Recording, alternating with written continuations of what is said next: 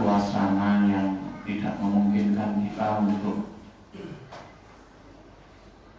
tidak waspada. Jadi dalam hal suasana sosial, suasana politik maupun suasana masyarakat dan kesehatannya, yang membuat kita mesti hati-hati betul di dalam berpikir, di dalam berucap maupun di dalam tindakan. Ya, terutama menjaga diri masing-masing. Mau mimpi aja sekarang dilarang. Jadi sudah ya nggak ada hal yang, ada satu hadis di dalam Sahih Muslim itu, Sahih Bukhari juga, di saat mendekati kiamat kekacauan itu akan mencapai puncaknya, di mana kejahatan banyak ditolerir,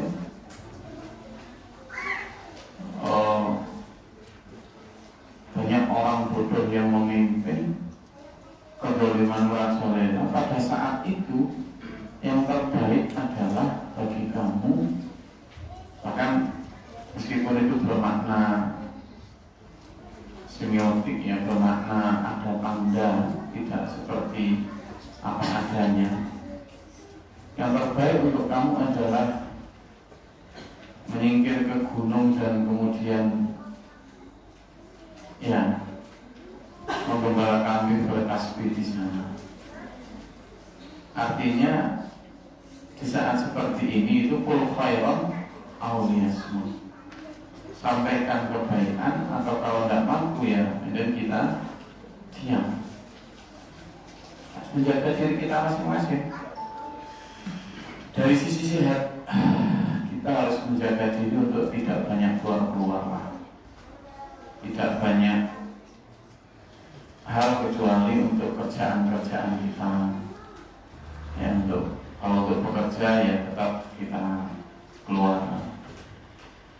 Mas Malik nggak keluar gimana nanti lah ya, nggak ada sanggup untuk menyusul sang adinda tercinta. Nggak usah dia yang bilang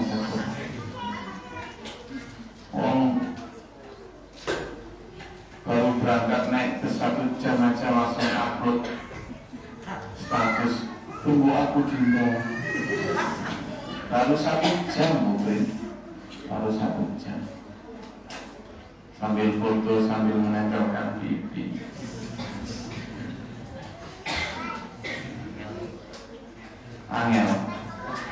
Angel menemukan cinta sesejati itu, meskipun itu hanya di Facebook. Ketika sama-sama boleh berbayar ya bukan. Jadi kembali, sehat itu penting. Fenomena Mas Malik tadi membuat kita selalu sehat di tengah himpitan ekonomi seperti itu. Sehat, ya, jaga kesehatan, jangan rekreasi, jangan rekreasi. Banyak balak di luar sana, dan nggak usah rekreasi-rekreasian. Kalian yang biasanya mengagendakan 1 minggu sekali ke pantai atau ke apa, ya sudahlah di sini aja lah, dekat sama-sama sini aja lah, menghirup udara. Toh tiap minggu juga nggak banyak polusi.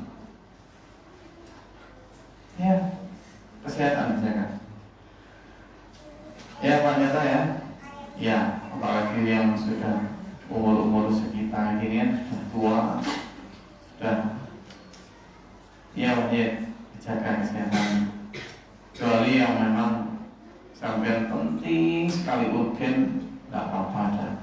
Tapi kalau nggak benar-benar urgen, ya sekedar keluar itu hanya untuk beberapa hal yang penting. Apa? Cari manusia. Apa? Dakwah. Apa? Ibadah. Ya, sekarang sekolah pun masih sepertinya ya masih pakai daring itu. Padahal anak-anak sudah sebenarnya stres di rumah udah. Tapi yang gimana lagi, memang di luar masih banyak penyakit. Ya kita akui memang penyakit itu aja. Meskipun Allah alam tentang tambahan ini itunya untuk ngeri suasana. Ya, jadi secara kesehatan jaga kesehatan. Saya ingin ngajak sampean untuk benar-benar ngiman awal itu. Yang kedua dari sisi ekonomi. Dari sisi ekonomi, kendalikan pengeluaran. Tetap usahakan pemasukan. Pengeluaran yang tidak penting kendalikan. Caranya satu, jangan suka buka toko offline.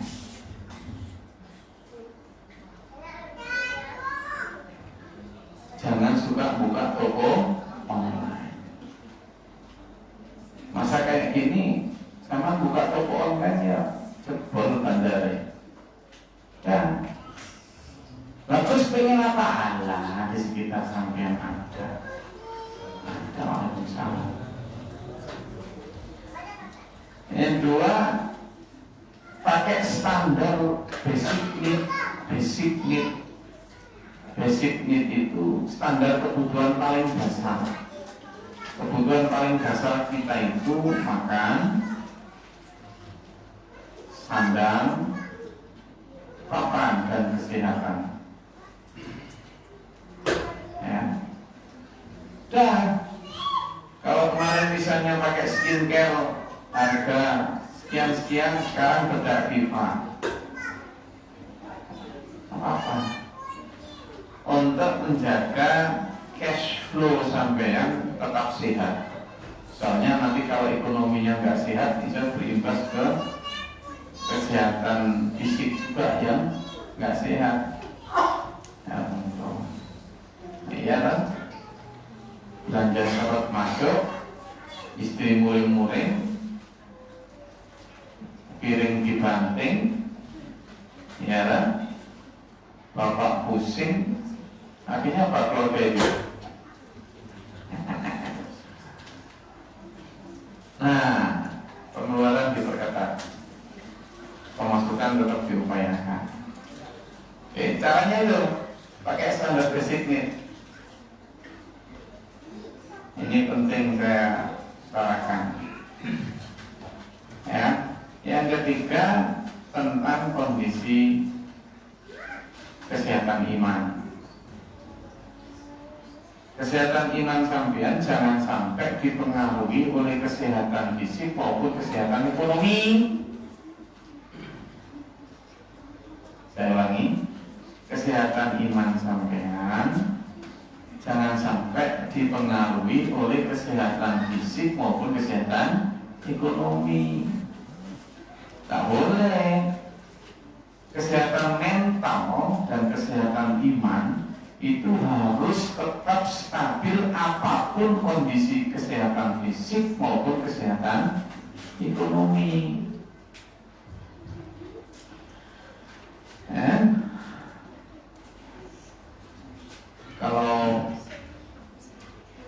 Kalau sama nanti terpengaruh, bahaya. Kalau pas nggak punya duit, rajin banget sholat duha. Nah ya kan? Rajin banget, ya Allah, menengah terus banget. Tapi begitu udah dikasih kan udah nggak menengah dan udah selesai. Nggak gitu.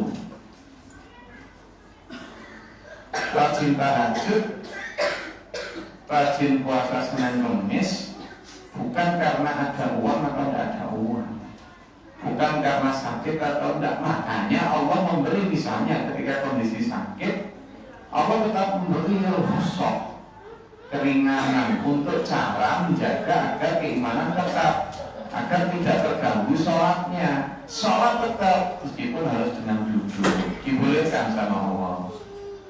Kalau nggak mampu duduk, Allah tetap memberi keringanan lagi, silakan sambil berbaring.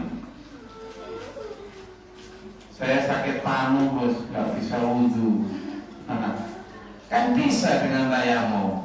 Nah, itu karena Allah ingin menjaga agar keimanan kita tidak terpengaruh oleh kesehatan fisik maupun ekonomi.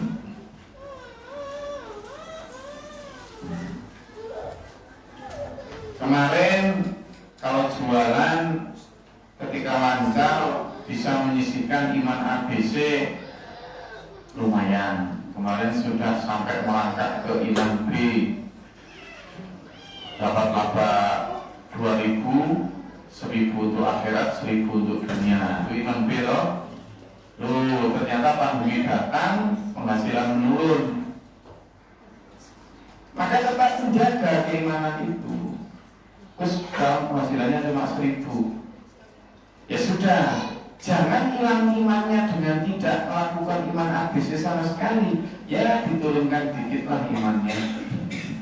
Jadi iman A misalnya, jadi 250 rupiah, tapi tetap lakukan. Gitu mas.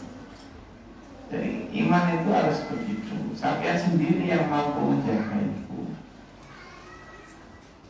Kalau misalnya kemarin waktu nggak sakit, bisa sholat 8 rakaat, sholat duha misalnya, terus ini agak sakit, tetap lakukan sholat duha meskipun berkurang rakaatnya, bisa menjadi 4, tapi tetap lakukan, misalnya gitu. Jadi akhirnya apa? Kita tetap mengutamakan kesehatan mental dan kesehatan iman di atas segalanya.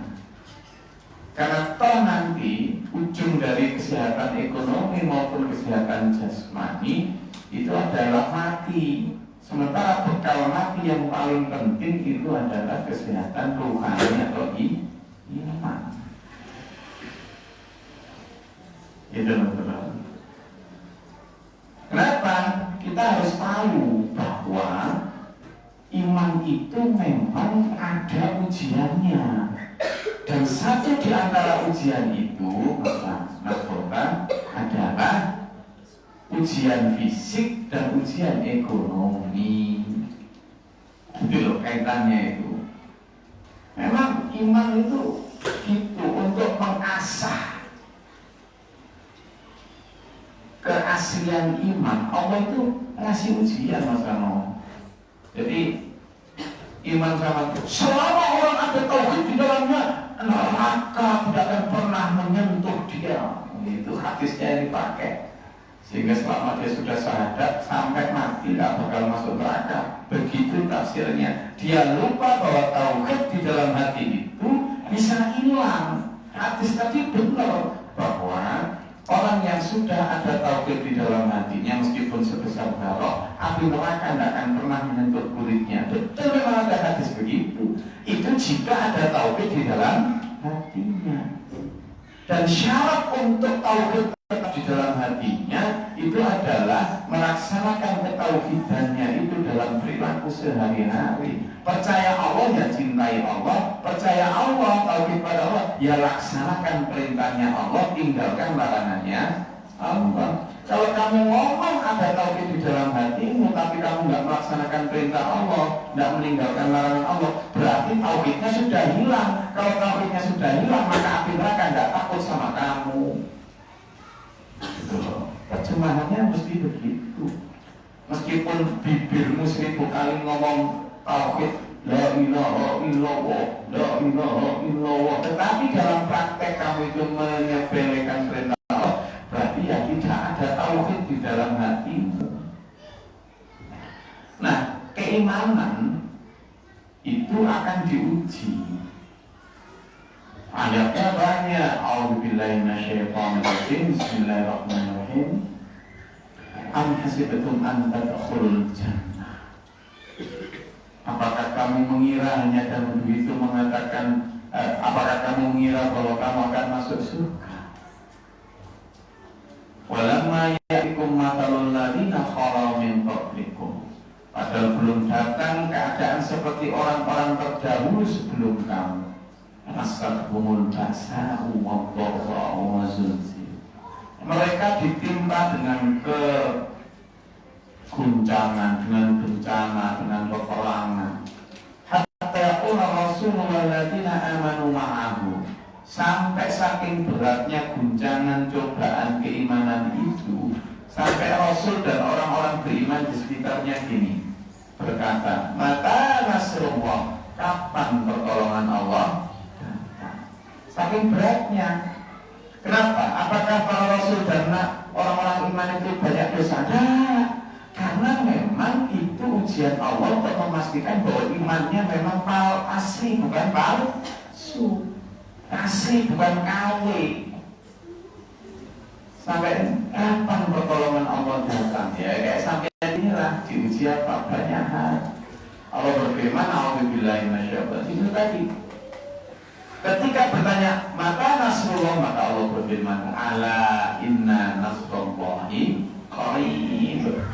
Ingatlah bahwa sesungguhnya pertolongan Allah itu itu memberikan motivasi, memberikan harapan kepada kita.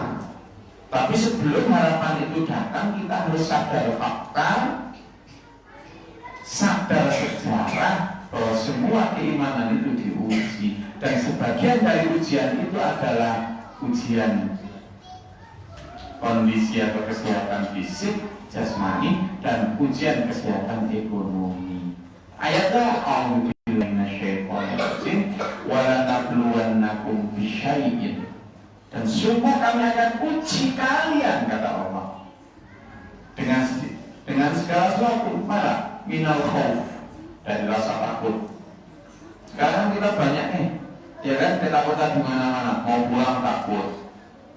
Katanya kemarin cuma robot tos, sekarang antogon, suwok apa itu. Bukan suwoknya yang kadang kita takut, tapi nanti dianggap sakit ketika kita enggak sakit, kan gitu kan sama takut. Ya khauf, ketakutan ini. Wajah dan kelaparan. Oh, lapar. Ya ini karena nggak punya duit untuk beli nasi, beli beras. Kondisi ekonomi. Walaksi minal amwal, kekurangan harta. Wal anfus, dan dijauhi teman, kerabat karena menegakkan kebenaran.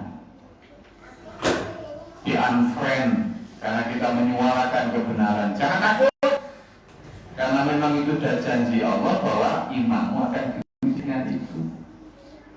Watamarat, dan buah-buahan. Wabasyir sobirin, dan gembirakanlah orang-orang yang sabar. Sudah. Malah dalam surat Al-Mu'minun, kata Al-Mu'min disebutkan, a'udzubillahi minasyaitonir rajim. Ahasiban nasu ayyutraku ayyaqulu amanna wa hum la yuftanun.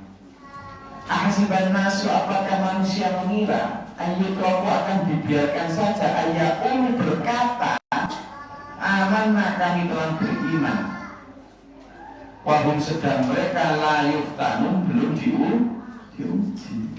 Coba lelas itu ayatnya.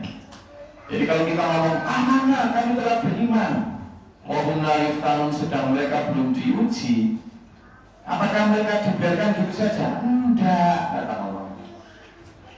Jadi sama jangan mau diminagogkan itu. Ujian itu antara lain yaitu tadi kesehatan fisik dan kesehatan ekonomi. Ayatnya tadi saya tunjukkan. Nah, apakah kesehatan fisik dan kesehatan ekonomi ini selalu hal yang negatif? Misalnya bahwa diuji kekurangan harta, diuji sakit? Enggak. Yang saya maksud kesehatan fisik dan kesehatan ekonomi bisa jadi diuji sebaliknya. Apa ujian sebaliknya? Sehat fisiknya, ekonominya bagus. Ini juga ujian. Jadi sakit, kesehatan fisik, sakit juga ujian, sehat juga ujian. Kesehatan ekonomi, tidak punya duit juga ujian, banyak duit juga ujian.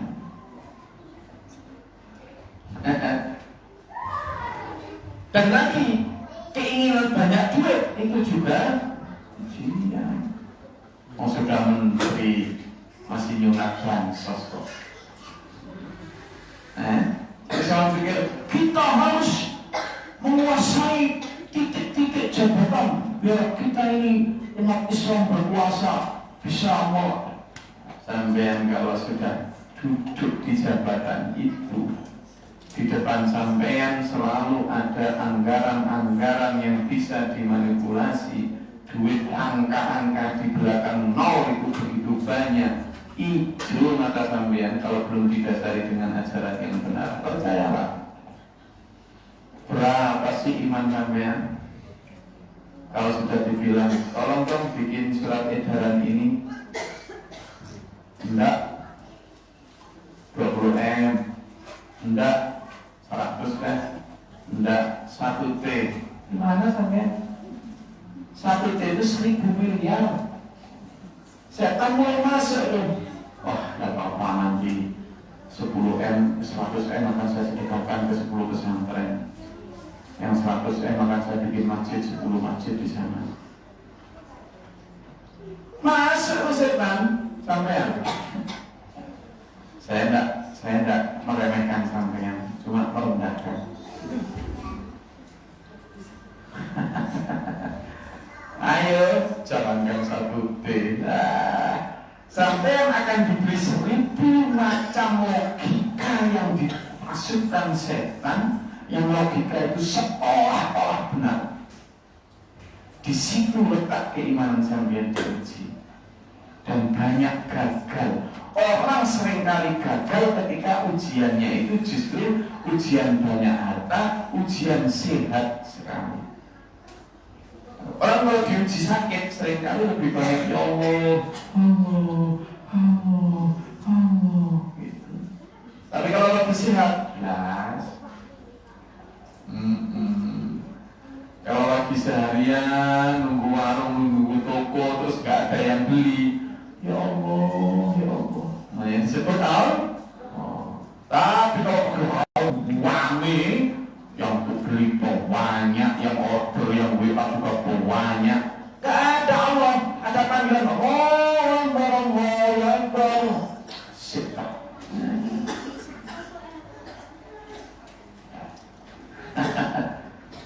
Iya. Makanya saya selalu berkali-kali bilang ke sampean, hindari zona nyaman. Avoid the comfort zone. Hindari zona nyaman itu yang sering meninabobokan kewaspadaan. Padahal iman itu ibarat intan yang kita bawa dalam perjalanan lewat rute yang penuh begal. Ya, saya ulangi. Iman itu ibarat intan yang kita bawa dalam perjalanan melewati rute yang penuh begal. Kira-kira gimana sampean? Kondisi orang dalam perjalanan seperti itu gimana? Nyaman? Ini waspada sepanjang jalan. Coba tas ini sama bawa. Ini berat ini, isinya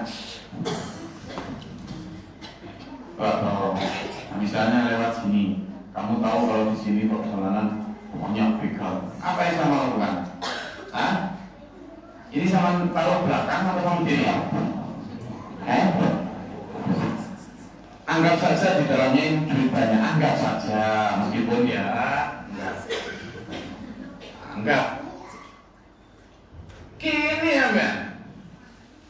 Nah, nggak berani. Tapi kalau misalnya nggak ada apa-apanya, kamu tahunya gimana? Iman itu instan, bro. Iman itu hal yang paling berharga dari hidup kita.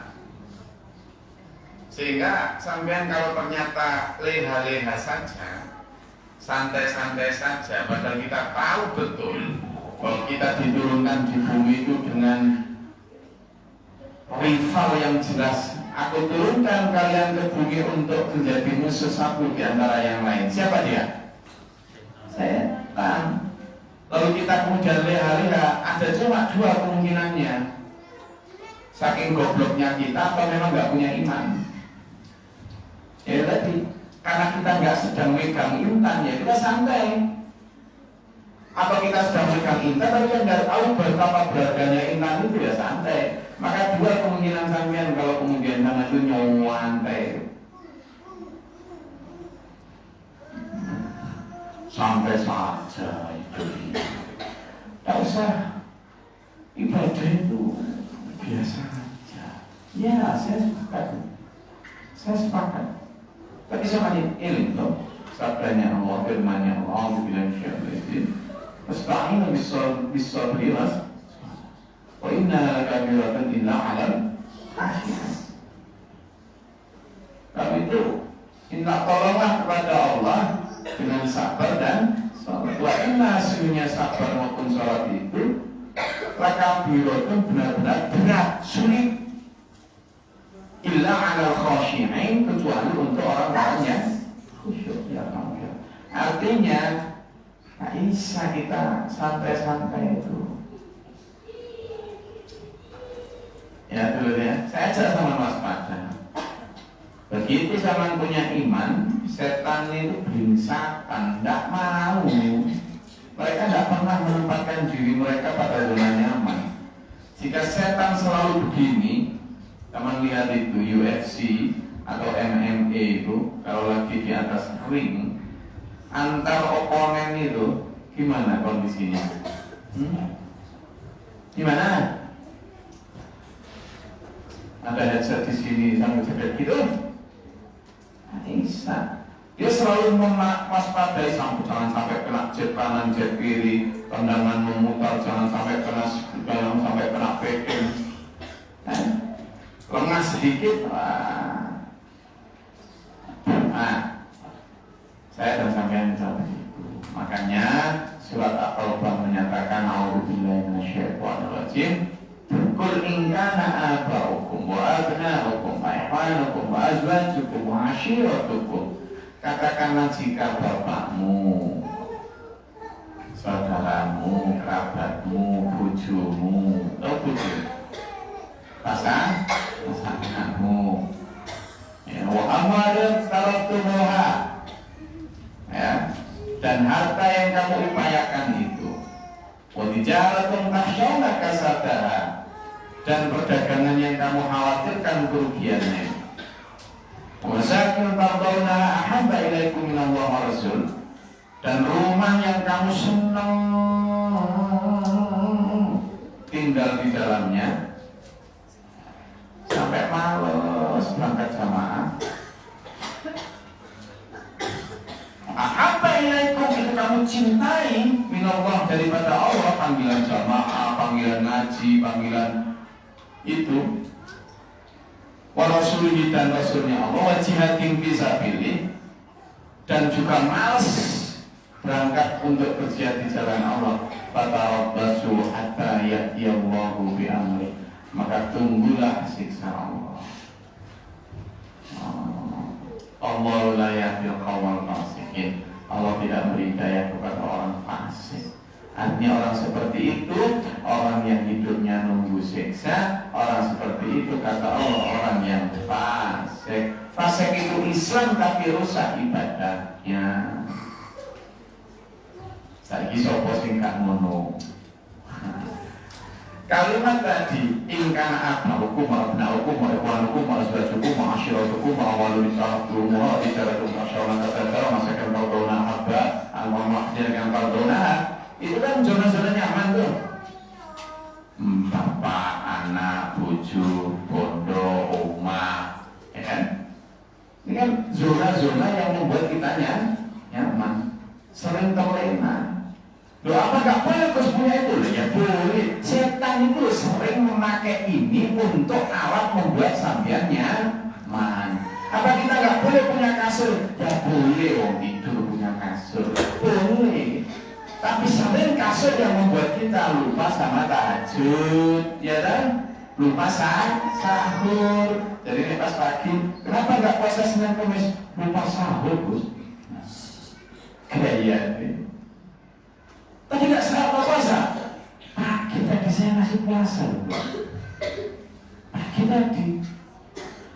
Tapi pas saya habis ngepel rumah, disuguhi istri kopi, kan kasihan sama istri. Gayamu. Loh, jadi itu yang membuat kita nyaman. Gitu loh, ya kan? Jadi tanda kalau kita disayang Tuhan itu selalu ada jalan untuk melaksanakan ibadah yang berat. Tapi tanda kita ditimang setan itu selalu ada alasan untuk meninggalkan ibadah yang ringan. Puasa Senin Kamis itu ringan, tapi selalu ada alasan untuk ditinggalkan. Berarti kita sedang ditimang setan. Tahajud dan memberikan barang yang dicintai itu berat, tapi kalau kita disayang Tuhan selalu ada jalan untuk melaksanakannya.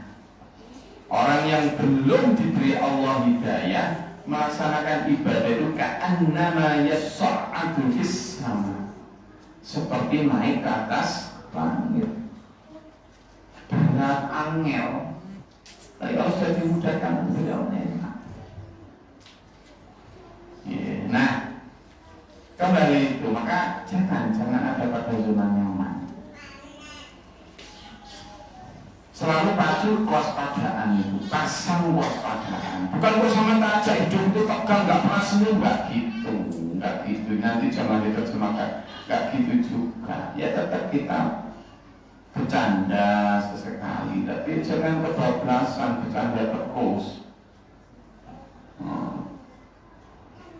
Sekarang misalnya orang yang senang sama musik-musik sampai wis kemana-mana mendakwahkan cuma musik kok, karena ngambil hadis di mana suatu saat di masa hari raya atau setelah peperangan gitu, lalu ada orang yang melantunkan syair, nyanyi lah sama Umar sama Abu Bakar, mau di pedangmu. Ya bro, pakai pedang ya? Oh jangan, biarkan. Setiap umat itu memiliki hari rayanya masing-masing. Maksudnya apa? Ya sesekali, setahun sekali, enggak apa-apa nyanyi-nyanyi, gitu loh. Tapi itu dijadikan dasar nyanyi tiap hari. Nah ini kata Rasulullah itu seperti itu nggak apa-apa, sebagai oase, sebagai ya pelepas dahaga setelah kering gitu, kayak pasukannya Tolut ketika akan mengalahkan Jalut setelah melewati padang pasir yang tandus, kering dan haus sekali, lalu ketemu sama sungai, wanti-wantinya jelas, nanti kalau ketemu sungai jangan banyak minum air, seteguk dua teguk saja menghilangkan dahaga. Kalau kamu nanti sampai banyak minum air, bahaya kamu. Bener, mayoritas pasukan akhirnya begitu ketemu air wajar, nggak sekedar minum, melompat menjegur. Begitu diajak berangkat lagi, nggak ada yang kuat. Istilah Jawa apa? Kelompokannya ya. Kebanyakan minum itu apa ya? Kekenyangan, malas jadinya. Hanya sedikit dari pasukan itu yang tetap memenuhi amanah, minum seteguk, yang kemudian tetap berangkat, berani melanjutkan jihadnya, perjuangannya. Nah, sampean ini di dalam perjalanan hidup menuju akhirat ini, kita ini melewati gersangnya hidup dan ada sungai yang menggoda tadi. Boleh enggak? Boleh meminum, tapi seteguk dua teguk saja. Gitu. Boleh enggak tidur? Ya boleh, jangan enggak tidur. Tapi kalau makan tahajud. Boleh enggak makan? Ya boleh, tapi selingi dengan puasa Senin Kamis. Begitu loh. Boleh nggak cari harta? Ya boleh. Dinikmati? Ya boleh. Tapi nikmati sekedarnya saja, sebagian besar bawa pulang. Enak. Itu yang namanya santainya begitu. Jadi sekali lagi itu yang bisa saya sampaikan. kewaspadaan kita di tengah kayak gini adalah kewaspadaan terhadap kesehatan jasmani dan kesehatan rohani, kesehatan fisik dan kesehatan mental serta iman. Itu dijaga dengan cara apa? Menjaga kesehatan fisik dan ekonomi tadi, karena godaannya itu di situ seringkali.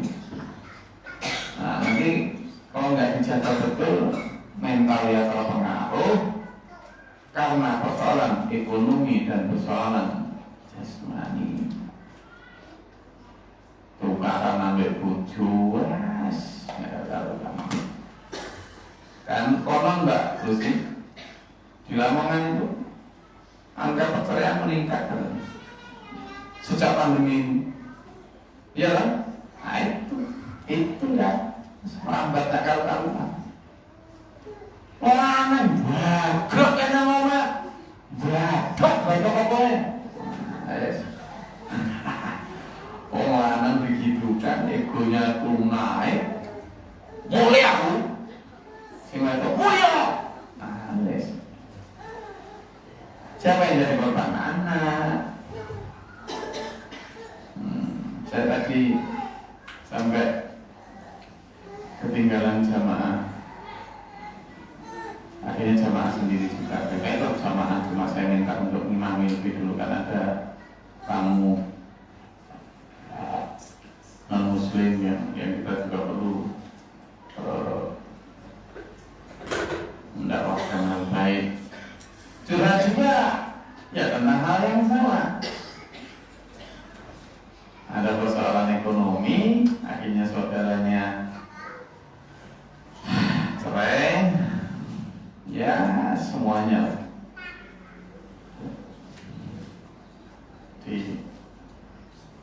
Kenapa ini saya sampaikan? Setiap hari saya itu entah menghadap langsung, entah lewat telepon, entah lewat WA, Facebook Messenger, curhat. Dan saya senang curhat begitu. Senang. Berarti tujuan saya untuk menyiksa diri terlaksana. Ya. Saya terlalu lama nyaman dalam kehidupan pribadi ketika dulu masih sibuk dengan kerja-kerja profesional, yang ngurusi itu berburu dolar. Nah, maka sejak itu saya bismillah. Sejak 2006 saya bismillah. Saya benar-benar ingin memberikan hidup ini untuk umat. Maka ketika ada seperti itu ya alhamdulillah, ya justru memberi saya juga banyak wawasan tentang lika-liku laki-laki yang tak laku-laku. Ya kemarin ada juga itu yang mengajak saya di media center. Tanpa janjian sih, saya lagi nulis terus. Tak kira suaranya ini ternyata enggak. Monggo masuk. Masuk. Sehat, seger gitu kelihatan. Ngobrol. Gimana? Gus, ini kalau ini berarti itu maknanya masalah. Pokoknya sesuatu yang itu pasti masalah. Maka mulai protap pertama senyum dikembangkan. Oke, monggo. Walaupun tadi saya lagi nggak tersenyum, lagi galau juga ya. Bismillah. Tentang laki-laki, liku-liku, laki-laki yang tak laku. Nah, minta didoakan karena sedang ta'aruf sama seorang janda. Ya, saya bilang bismillah. Mudah-mudahan karena ini yang sudah yang ketiga kali. Mudah-mudahan bismillah. Apapun saya teleponkan, walinya, jangan malu saja. Terus apa lagi? Ya. Itu yang pertama. Yang kedua tentang ya ini bisnis saya yang ini tuh gini. Oke. Sekarang gimana? Lanjut. Jadi pernik-pernik kehidupan umat itu menyadarkan saya bahwa firman Allah itu benar. Apapun yang ada di depan kita ini adalah ujian untuk kita. Kalau Nabi Muhammad SAW dalam Asbabun Nuzul surat Abasa itu ditegur karena apa? Karena waktu itu Nabi Muhammad sedang ditamui oleh para pembesar Quraisy. Lalu ada seorang sahabat namanya Abdullah bin Ummi Maktum datang. Nah, Nabi Muhammad itu waktu itu agak bermuka masam dan berpaling dari Abdullah bin Ummi Maktum yang memang mungkin secara appearance itu ya namanya orang gak punya ya mungkin bajunya ya baju yang 1003 juga nggak pakai parfum gitu kan, lupa belum pakai sandal mungkin. Sementara para pembesar Quraisy itu kan orangnya ya gitulah, minimal bawa senial 2013 gitu kan. Warna putih minimal ya. Pembuka Quraisy, baunya wangi gitu kan, HP-nya 3. Ya, datang seminggu sekali. Ini kan. Nah, Nabi Muhammad berpaling dan bermuka masam. Loh gitu ditegur Allah. Muhammad abasa wa tawalla anja'ahu. Ketika datang siapa? Anjahul ketika datang siapa? Orang akma yang buta. Kenapa kamu abasa wa tawalla? Kenapa kamu bermuka masam dan berpaling? Nah, apalagi kita. Jadi itu ujian untuk Rasulullah. Dan jangan tahu juga ujian dalam surat yang kita kaji kemarin itu, surat Shad ya, tentang bagaimana Nabi Dawud diuji dengan datangnya 2 orang yang berperkara, yang sebenarnya dia malaikat ternyata, yang menyamar sebagai seorang manusia biasa. 2 orang bersaudara yang berkara, yang punya kambing betina 99 dan 1 dan selanjutnya. Jadi siapapun yang datang kita itu adalah ujian keimanan kita, dan termasuk apapun itu bisa jadi kesehatan, makanya saya bilang jaga kesehatan jasmani, jaga kesehatan rohani. Mas Ken, saya pro-gen bukan anti-gen. Namanya Mas Ken ya. Ayo minta.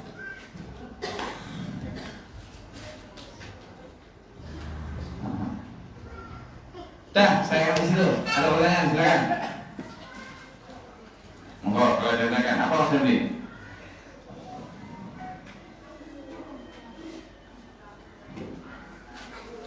Ada yang tanyakan? Apa Pak? Silakan. Jangan disimpan-simpan gitu. Jangan sungkan tak makan biasa.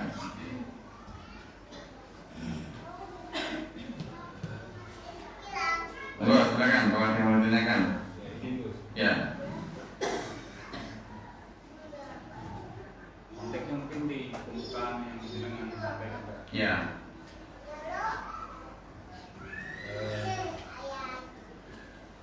Varian bencana kehidupan sekarang ini kan banyak ya. Iya. Anjuran untuk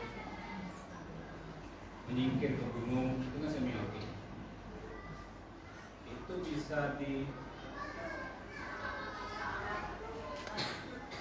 kita bisa sama nggak dengan orang yang berdiam diri dengan keadaan yang ada, seperti berlepas diri dari. Sementara ada ayat untuk wahai umat yang terus apakah dia sama dengan orang-orang yang menyingkir ke gunung. Ada orang mengatakan orang-orang yang menyingkir ke gunung itu kan sama dengan dari zona nyaman. Gimana menurut? Sudah. Oke. Jadi ada tahapan-tahapan dan juga langkah-langkah termasuk plan-plan berdakwah. Sama basis dan titik berangkat berdakwah itu kan karena adanya kemungkaran. Ketika kita melihat kemungkaran, maka baseline-nya jelas adalah kuntum khaira ta'muruna bil ma'ruf wa tanhauna 'anil munkar. Itu jelas. Karena kita adalah umat terbaik. Umat terbaik itu umat yang menyerukan kepada kema'rufan dan mencegah dari kemungkaran. Nah, baik nahi maupun amar, nahi terhadap mungkar maupun amar terhadap ma'ruf itu memiliki tahapan. Pertama adalah biyadihi. Biyadihi itu dengan kekuasaan, dengan tangan, dengan power. Kalau mampu dengan power, maka bahwa mukmin, kamu punya iman. Berarti syarat untuk punya iman itu yang paling tinggi adalah amar ma'ruf wa nahi mungkar. Apa? Biyadihi, dengan tangan atau dengan kekuasaan. Jika tidak mampu dan tidak punya dengan tangan atau kekuasaan, maka agar kamu tetap menjadi khairul umat terbaik, kamu tetap harus nahi mungkar, amar ma'ruf. Dengan apa? Bilisan. Ya kan? Bilisanihi, dengan lisannya. Lisan ini bisa bermakna tulisan juga, menyuarakan kebenaran, menyampaikan, jangan, karena memang kita tidak punya power. Itu tetap menjaga konsistensi perjuangan. Tidak setuju. Ketika kita secara lisan juga nggak mampu, tulisan juga nggak bisa, maka konsistensi menjaga ketidaksetujuan kita terhadap kemungkaran itu dengan cara biqalbihi, dengan hati. Nah, di titik dengan hati ini kalau secara tingkatan memang tingkatan paling rendah. Kenapa? Karena setelah itu walaisa wara dzalika minal iman, berarti kalau dengan power hendak, dengan lisan tulisan hendak, juga dengan hati pun tidak, apalagi tidak menyingkir dari kedoliman itu, berarti kamu nggak punya iman. Jadi konteks menyingkir dari kedoliman itu menuju gunung itu bukan konteks sedang mencari kenyamanan, tetapi konteks setelah mencoba dengan power, setelah mencoba dengan lisan, setelah melakukan dengan hati. Jadi jangan kemudian tidak pernah mencoba sama sekali lalu kemudian memilih yang terakhir. Ini namanya cari zona nyaman. Tapi ketika sama sudah mencoba dengan biyadihi tapi kalah, mencoba dengan lisan atau dengan tulisan tapi juga sangat membahayakan, maka sampean kemudian bikol. Satu di antara contoh biqalbihi itu yang dicontohkan Nabi tadi, menyingkir. Jadi ketika Rasulullah Muhammad SAW di periode Mekah, ya, kemudian ada kemungkaran yang begitu kuat, kezaliman yang begitu dirasakan, biar dia belum mampu, ya kan? Akhirnya Rasulullah mencoba dengan bilisan.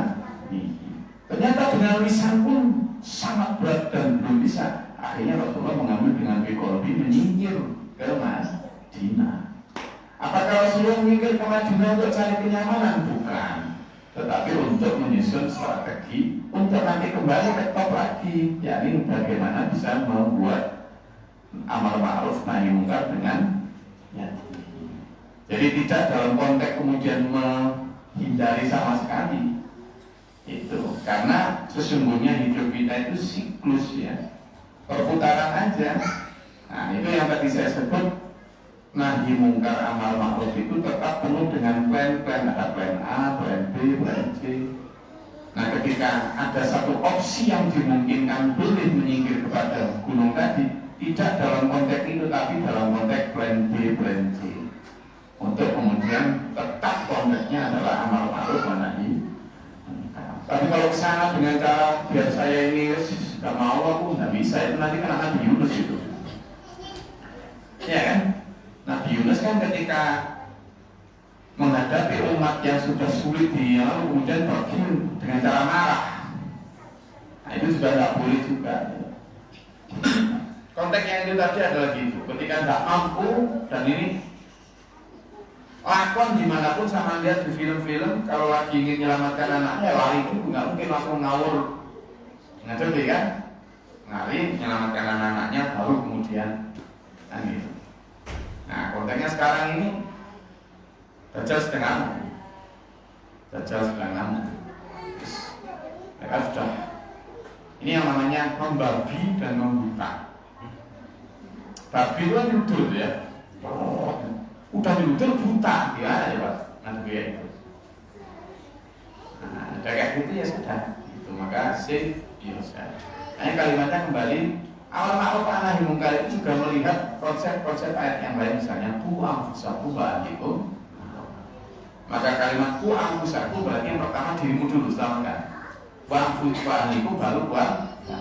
Sampai kalau di pesawat sedang turbulens, lalu kemudian drop oksigennya, tekanan udara turun, maka kemudian akan muncul itu kantong-kantong oksigen.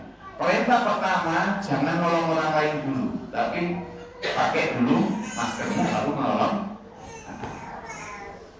Bagi yang punya anak nanti begitu, pakai maskermu dulu baru yang lain. Konsep kita menyingkir itu gitu, ngalih, betul ngalih, tapi ini saya ngomong ngamuk. Jadi istilahnya tetap fight back. Beda dengan berdiam diri. Beda, di sana pun tidak sedang berdiam diri. Jadi ketika di gunung pun itu sedang menyelamatkan generasi dan menyusun strategi. Kawan sering dengar atau membaca cerita-cerita dulu lah, kayak misalnya ketika kerajaannya sedang direbut, kemudian ada orang yang menyelamatkan anak keturunan panglima itu lalu dibawa ke satu hutan perdikan, lalu nanti di sana menyembunyikan diri tuh. Tapi di sana kan untuk menyelamatkan terakhir dari sebuah, tapi nanti biarkan itu gitu. Jadi nggak boleh kemudian ke sana hanya untuk menyelamatkan diri. Ya, tetap semangat. Wah, ini darah muda. Ya, kita bisa kemudian juga tahu ya.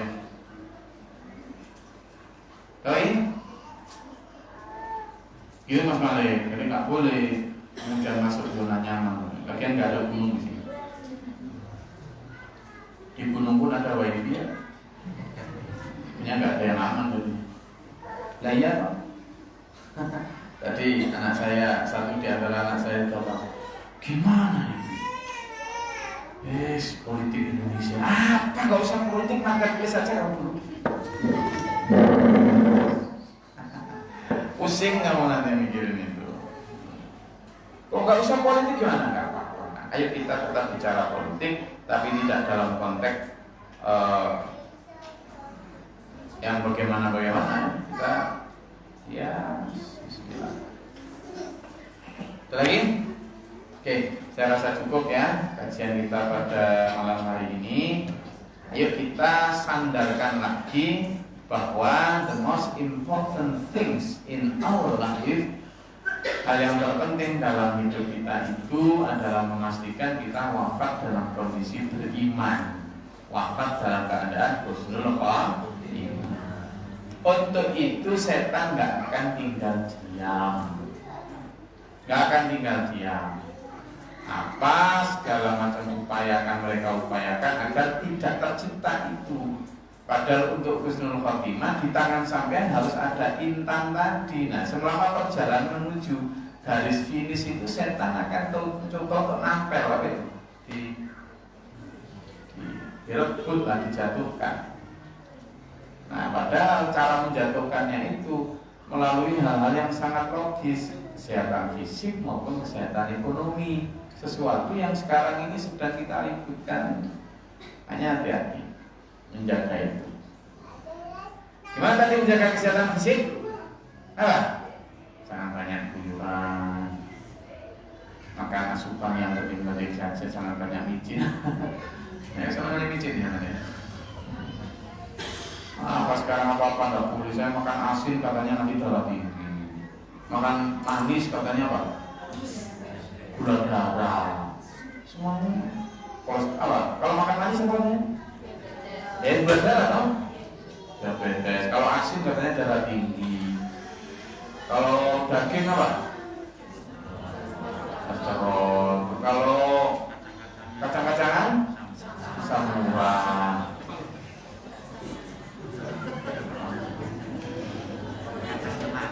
Minum kopi apa? Mabuk. Mungkin teh? Mah. Nah, ini puja sera gak laku. Kan? Mana kan tadi? Ya tetaplah jaga makan, tapi itu tadi. Terutama kesehatan mental. Karena kalau mentalnya udah nggak sehat itu ya merambat kemana-mana. Mentalnya tetap harus sehat, ya. Caranya mental sehat gimana? Sering kejinan. Tapi mental sampean sehat, iman sampean nggak sehat. Kalau kejinan nggak dilanjutkan dengan tahajud.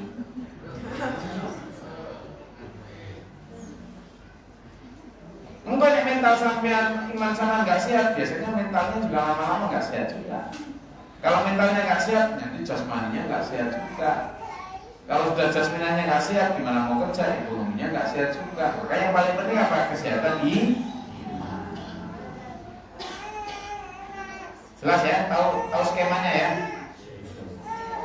Yang jaga kesehatan iman sampean. Orang kalau sudah imannya tinggi itu menjadi tatma'innul qulub. Orang yang mutma'innul qulub, orang yang hatinya tenang. Hatinya tenang. Dia ini orang yang tidak tegas tapak paling pintu. Ya kan? Orang makan nalika dicop. Orang kopong yang nalika di tidak basah ketika dibakar. Tidak nyala ketika disiram. Itu orang sakti. Bisa? Kacing. Kita akhiri dengan berdoa. Semoga kita sehat semuanya, sehat jasmani, ekonomi, mental, rohani dan iman. Ya. Amin Allahumma amin. Terus banyak berdoa. Allahumma sholli ala Muhammad. Allahumma fir lil mu'minina wal mu'minat muslimin wal muslimat. Allahumma qina qina wa qina min al-bait. Wa tawallana bima tawallayta wa barik lana fi ma qadayta wa qina sharra ma qadayta. Wa barik rabbana wa rahmatuka. Astaghfir wa atubu ilaik. Allahumma rahman qala wa nasina. Rabbana nasina wa nasina. Rabbana mana fakirna ma syaitin wa qala. Rabbi a'udzubika min syarri syaitan. Rabbana amna